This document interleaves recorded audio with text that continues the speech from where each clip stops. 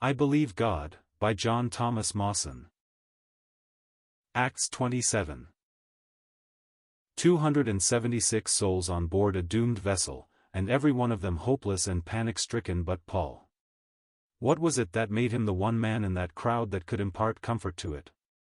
He could say without a tremor or doubt, "I believe God."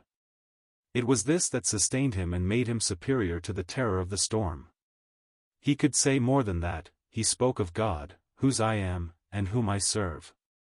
What dignity, what confidence that fact gave him. Consider them, whose I am. He was God's man, and he served his God. Does God care for those who are his? Who will question it, who can doubt it? If eyes run to and fro throughout the whole earth to show himself strong in behalf of them whose heart is perfect toward him, 1 Chronicles 16 verse 9. What we need in this hour of distress is men who can stand forth calm and confident in their knowledge of God, men who are his and believe his word. They may not be able to say as Paul said to his companions, "There shall not an hair fall from the head of any of you," but they can assure those who have believed that whether they live or die they are the Lord's. They can impart the comfort wherewith they are comforted to those in fear and distress. And they can tell to the multitude that, "The Lord is very pitiful and of tender mercy." They can do this with conviction, for they have proved it for themselves. We have no word to say against natural fortitude, it is an admirable quality, but more is needed, even the knowledge of the Almighty God and confidence in him. Those who know him best will trust him most, and it is written, "Thou wilt keep him in perfect peace whose mind is stayed on thee, because he trusted in thee." Isaiah 26 verse 3. This is true, I believe God that it shall be even as it was told me.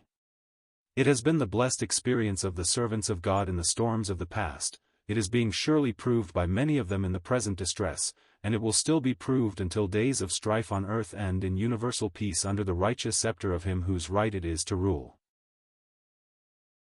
This confidence in God will not make a man unpractical. It made Paul a benefactor in the midst of his distressed companions, it set him free from self-concern and made him compassionate for those about him, who did not know his refuge and resource. The man who can rejoice in the experimental knowledge of God will strengthen his fearful brethren by his own quiet yet exultant faith.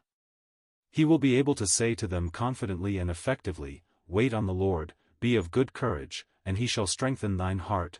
Wait, I say, on the Lord.